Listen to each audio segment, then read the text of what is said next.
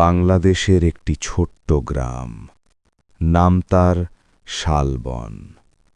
গ্রামের এক পাশে একটি পরিত্যক্ত বাড়ি, আর ঠিক তার বিপরীতে একটি বিশাল পুরনো বটগাছ।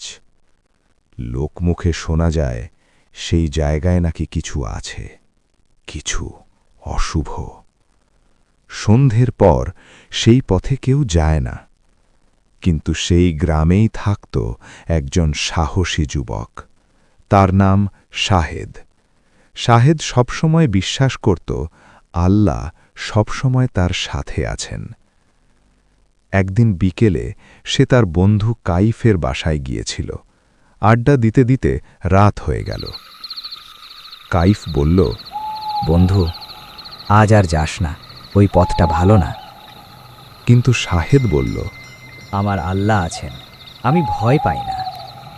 শাহেদ হাঁটতে শুরু করল।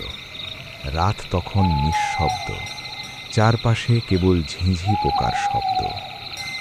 ধীরে ধীরে শাহেদের মনে হল সে একা নয়। হঠাৎ একটি কালো ছায়া তার সামনে এসে দাঁড়াল। যে কোনো মানুষ ভয় পেত, কিন্তু শাহেদ ভয় পেল না। সে আজান দেওয়া শুরু করল, আল্লাহু আকবার, আল্লাহু আকবার।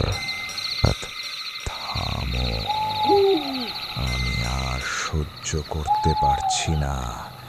এই আজান আমাকে জ্বালিয়ে দিচ্ছে বলে ছায়াটি ধীরে ধীরে হাওয়ায় মিলিয়ে গেল।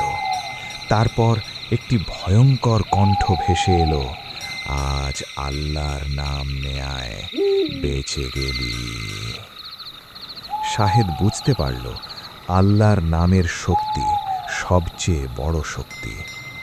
সেই দিন থেকে শাহেদ আরও বেশি বিশ্বাস করতে লাগল যে আল্লাহর ওপর ভরসা করলে কোনো অশুভ শক্তি কখনো ক্ষতি করতে পারে না।